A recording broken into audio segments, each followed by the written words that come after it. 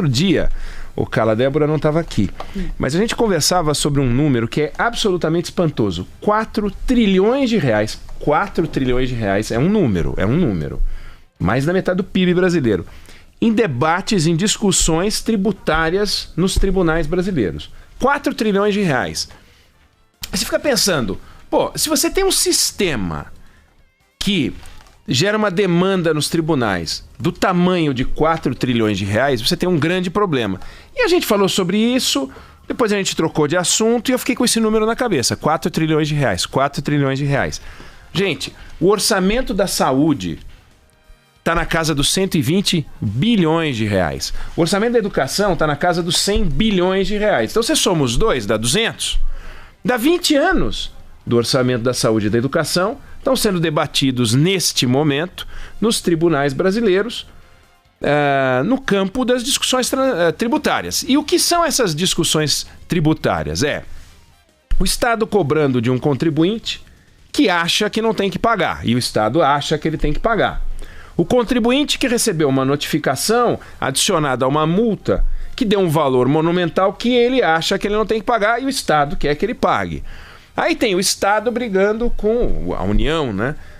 O Tesouro brigando com os estados. Aí tem os estados brigando com os municípios. Aí tem o município cobrando também o morador sendo cobrado pelo IPTU. Aí tem uma cobrança de ICMS. Bom, quando você vai ver, é um bolo de coisas onde tem multas, tem correções e tem um monte de energia, um monte de trabalho, um monte de advogado, funcionários públicos, a Procuradoria da Fazenda Nacional, juízes, desembargadores, ministros, decisões que podem reverter alguns tributos. Aí o bolo fica tão grande que se a justiça dá uma decisão num determinado sentido, quebra o Estado, não sei das quantas. Se dá no outro, ele arrebenta o município. Enfim, é uma confusão monumental. Mas nós estamos falando de 4 trilhões de reais. Se tem algo que mobiliza 4 trilhões de reais, para a gente dar uma ideia do que isso representa, não em termos de valor, mas 40% das ações que hoje tramitam na justiça são dessa área. 40%. Imagina, Débora, você se livrar de 40% dos seus problemas, né? Ou um problema que representa 40% da sua dor de cabeça. É um mega problema. Tá aí um problema de 40% em volume e de recursos, 4 trilhões de reais, que dá metade do PIB brasileiro, mais da metade do PIB brasileiro, hoje sendo discutido nos tribunais. Bom, a primeira briga na justiça sobre um tributo seguramente deve ter ocorrido ali, não na justiça, mas deve ter, a primeira reclamação deve ter ocorrido 3.500 anos antes de Cristo, quando inventaram os tributos, né? Inventaram o tributo, inventaram a primeira queixa. Porque o tributo, ele não pode ser espontâneo, óbvio. Ele é imposto, daí o nome. E não é daí o nome. Tem que ser. Porque se fosse voluntário, primeiro que ninguém pagaria. Mas digamos que alguns pagassem, alguns receberiam benefícios do Estado, em detrimento de outros que, por não pagar, seriam preteridos pelo Estado. Então, ou você cobra de todo mundo para ter a obrigação como contrapartida de prestar um serviço para todos, e se não fosse assim, já há uma diferença grande entre os que têm e os que não têm. Imagina se houvesse um sistema de pagamento voluntário dos tributos, como isso iria... imposto. Não ia chamar imposto, e você iria provavelmente favorecer os mais ricos, que poderiam já compravam o seu lugar ao céu, né, no céu, comprariam o seu lugar na terra também, no espaço de ação do Estado. Mas sempre que a gente vai discutir esse assunto no Brasil, porque a reforma tributária vai acontecer. Se ela vai passar e vai ser o que a gente espera ou não, isso é outra discussão, mas vai acontecer a discussão tributária no Brasil. E toda vez que a gente discute tributos, a gente pode discutir a forma como o dinheiro é retirado da gente, porque a gente é assaltado, né? Os caras vêm e assaltam você 60 vezes diferentes. Imagina você sofrer 60 diferentes tipos de assalto. Tem os 50 tons de cinza, 60 tons de assalto. Porque é isso. Você é assaltada, Débora, toda vez, de formas variadas. É de partir o coração, SMS. Né? Quando você pega aquela notinha, a nota fiscal, você vê lá, valor em impostos. O que você está pagando de imposto? Aí você fala, meu Deus, dava para comprar 2 do que eu tô comprando. 2 do que você está comprando. Praticamente. Isso lá. Aí você vai em outro lugar, tem outro imposto de um outro tributo, de outro. Aí quando você vai ver, você paga vários tipos de tributos por vários motivos diferentes, de uma forma muito complexa. E quem ganha menos, paga mais. Porque o imposto sobre os alimentos, o imposto sobre o consumo, ele é alto e tem gente que só compra isso, não consegue ter outras formas, não consegue poupar, não consegue fazer nada. Então, a carga tributária sobre quem tem menos é proporcionalmente maior. Então, a gente poderia discutir a forma como o dinheiro nos assalta. Outra, por que a gente tem que pagar esse tanto de dinheiro? Seria uma outra discussão pertinente, né?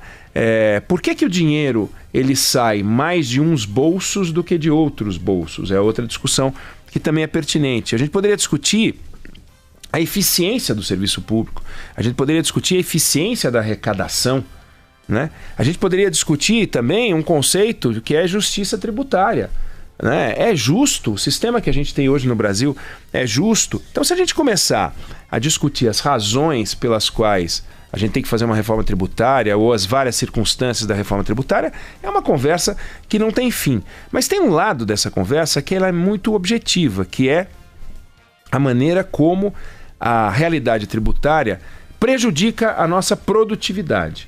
Como nação, a empresa no Brasil, o trabalhador, todo mundo está prejudicado por essa produtividade. Né, por essa baixa produtividade. E olha que loucura, se você tem uma empresa, por exemplo, que produz tudo que ela faz num só CNPJ, ela paga um imposto de um jeito. Se ela, no entanto, abrir 10 empresinhas diferentes, ela vai pagar um imposto de outro jeito. Se ela contratar o serviço de outras empresas e só montar, ela paga um determinado imposto de um jeito. Se ela fizer todos os itens da escala, for a tal da verticalização, ela paga de outro. Puxa vida, por que será que a maneira como você produz um produto, sendo que no final você termina com aquele mesmo produto, por que aqui um potinho feito de um jeito e um potinho feito do outro, posto que para o consumidor será um potinho sempre, ele produz realidades tributárias tão diferentes? Por que se você produzir um perfume ou se você produzir uma água de colônia, como é que chama esse troço? Água de colônia? Água de colônia. Você produz uma água de colônia, você produz um perfume, eles têm tributos diferentes. Por que o tributo do perfume e o tributo da água de colônia é diferente? Por que uma sandália tem um tributo e um chinelo tem outro tributo? Qual é a lógica disso? Você põe uma tira a mais, aí a tentação de você chamar de sandália aquilo que é chinelo e de chinelo aquilo que é sandália para se proteger é grande. Aí vem a Receita e põe na sua orelha dizendo que você botou uma tira a mais para pagar um imposto a menos. É uma confusão. Mas o fato é, a gente precisa mexer nisso. Mexendo nisso, no entanto, e aqui eu acho que é o ponto central, a gente fez a reforma trabalhista no governo Temer. Foi importante, tinha que fazer. A gente fez a reforma da Previdência. Não acabou ainda, falta aquela PEC paralela de inclusão dos estados e municípios, mas a gente já fez. O Brasil está melhorando. Com a reforma trabalhista, com a reforma da Previdência. Mas a gente virou um país, a gente virou a Alemanha? Não. A gente virou a Coreia do Sul? Não. A gente está virando um tigre, uma China? Não. Bom, aí a gente vai fazer a reforma tributária. E a gente fala da reforma tributária, dando a ela a importância que ela tem, mas a gente vai fazer a reforma tributária. E aí a gente vai virar uma China, uma Coreia, uma Alemanha? Se for, a gente chegou à conclusão maluca de que o Brasil só tem um problema, né? Sendo que a gente tem uma saúde deficiente, a infraestrutura é deficiente, a educação é pavorosa, a lista é interminável. Aí a gente foi atacar um dos problemas, porque a gente tem vários. Se a gente atacar só a educação, vamos fazer as bases de um sistema de educação que vai ser revolucionário. Só daqui 30 anos vai aparecer o resultado. Se a gente começar a mexer na saúde, a gente vai começar a produzir mais? Não. A gente vai começar a viver melhor, mas a gente não vai produzir mais. Se a gente mexer no saneamento, a gente vai viver melhor, mais saudável, mas a gente também não vai produzir mais. A reforma da Previdência vai fazer a gente produzir mais? Não. É o conjunto. Porque esperar que a reforma tributária, que é em nome da racionalidade, da justiça, não é justo que as empresas paguem tanto, não é justo... É importante que elas paguem sobre o que elas ganham, sobre o lucro. Não sobre aquilo que elas produzem. Aí elas vão investir e são tributadas. Não faz sentido. O imposto no processo produtivo, né? Ok, então a gente vai e faz um sistema mais justo, como fez o da Previdência, faz um sistema tributário mais justo. No dia seguinte a gente começa a produzir mais. No dia seguinte a gente deixa de ser um país do agronegócio para se tornar no país do software. Não, a gente vai deixar de ser o país do commodity para ser um país de softwares, da economia da informação. Isso não vai acontecer. Então é importante que a gente não tenha a falsa ilusão de que existe um problema para ser resolvido. A gente foi construindo ao longo do tempo tantos problemas, tantos males, tantos defeitos, que eles precisam ser desmontados aos pouquinhos. E leva muito tempo para desmontar. O próximo para a gente desmontar, aparentemente, vai ser este da reforma tributária, do nosso sistema tributário, que é pavoroso. Mas a gente não pode ter ilusão. É igual o negócio da Previdência. Sem fazer, a gente está na roça, no pior cenário possível, e fazendo, a gente continua no jogo. O que não significa que a gente dá um passo rumo ao primeiro mundo. A gente dá um passo porque é feito esteira. Se você parar de andar em cima da esteira, você cai. É uma esteira. Então você dá um passo para continuar no jogo, continuar rodando e poder se exercitar para que o Brasil possa, ao final do enfrentamento dos nossos principais desafios, eu citei aqui alguns, mas a gente vai ao longo do tempo poder discutir todos eles, aí sim mudar de patamar. A Coreia conseguiu. A Alemanha conseguiu. A Alemanha enfrentou 2 guerras. E ela perdeu a guerra. Então, quem perde a guerra, e ela perdeu as 2 guerras, o processo de reconstrução é muito mais complicado. O Japão se reconstruiu, né? E o Brasil? Quando vai chegar a nossa vez para a gente poder, não por um tempo curto num voo de galinha, aparecer com destaque na imprensa internacional como a nova oportunidade do mundo, que é do que fala o Paulo Guedes sempre, a gente deixar de fazer o voo da galinha. A gente precisa decolar e aí levar junto toda a sociedade, não um avião que só comporte os amigos do rei, os campeões nacionais, os favorecidos pelo juro subsidiado. A gente precisa de um barco gigante que seja uma Arca de Noé, que não leve só 2 exemplares de cada espécie, leve todos juntos, 210 milhões de pessoas, para a gente mudar de patamar juntos.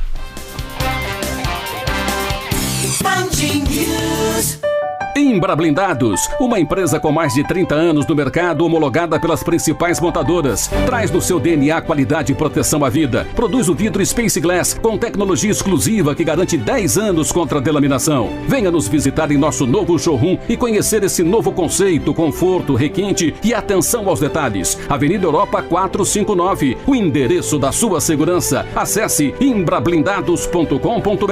Imbra Blindados, segurança para sua vida. Sabe por onde começam as suas vendas de fim de ano? No ouvido do seu cliente. Porque no exato momento em que ele ouve esse som, imediatamente experimenta emoções de pura alegria. Por isso, na hora de anunciar, lembre-se por onde tudo começou e de quem fala direto ao ouvido e ao coração dos brasileiros. Na alegria de comemorar. Rádio é só ligar. Uma campanha aberta.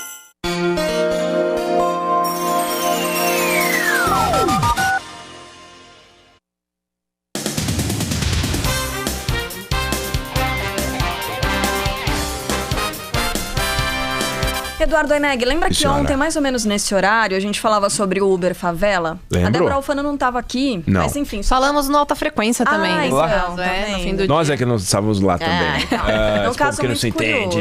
E aí, hoje a gente continua com a história. Uma denúncia do nosso colega aqui da Rádio Bandeirantes, do Agostinho Teixeira. Policiais que trabalham perto da favela de Heliópolis confirmam que o Uber Favela domina a região e admitem que nem os carros da PM entram na comunidade. Pois é. A gente mostrou ontem por aqui que o serviço clandestino é o único que tem permissão do crime organizado para circular pelas favelas da capital, também da Baixada Santista. Quem não faz parte do chamado UBF, que é o Uber Favela, está proibido de entrar na região. Por telefone, a reportagem da Rádio Bandeirantes conversou com um dos policiais militares da primeira companhia da PM, que é responsável pela favela de Heliópolis.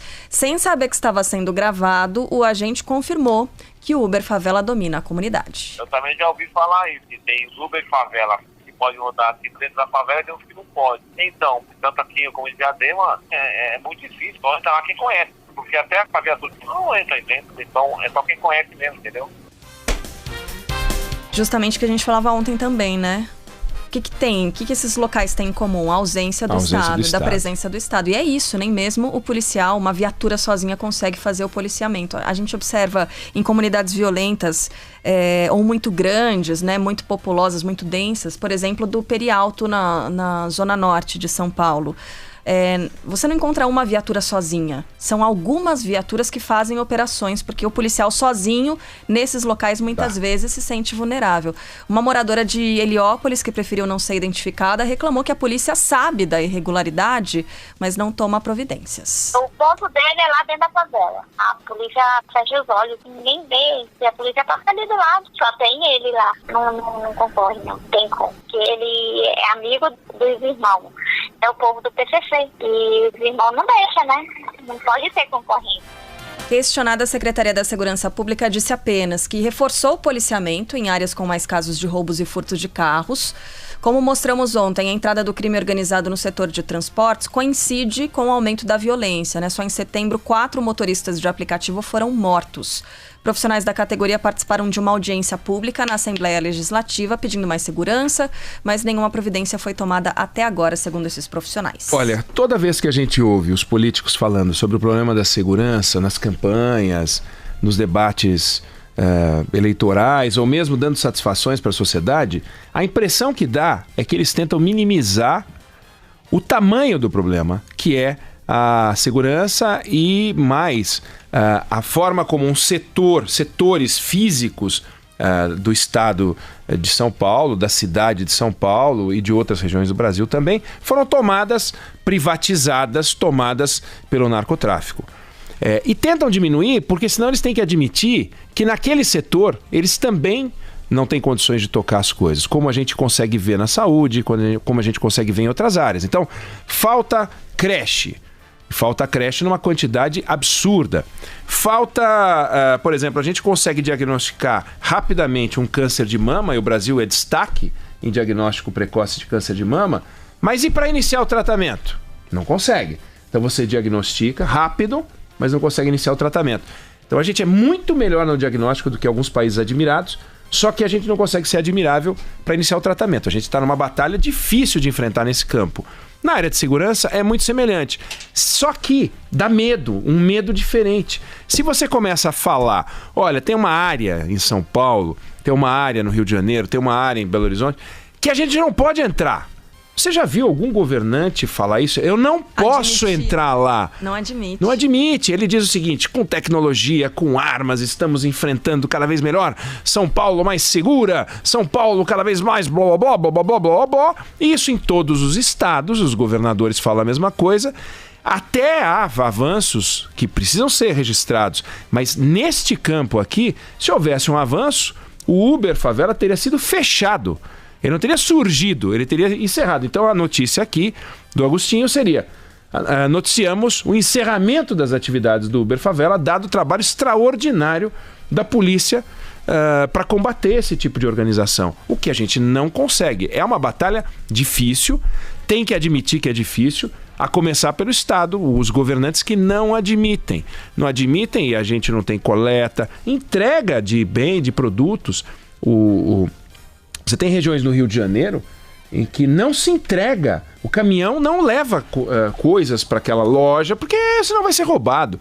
Quem admite isso? O ajoelhador do Rio de Janeiro, que fica tentando puxar o saco do Gabigol, aquele cara admite alguma coisa? Não admite nada. Então é bem complicado isso.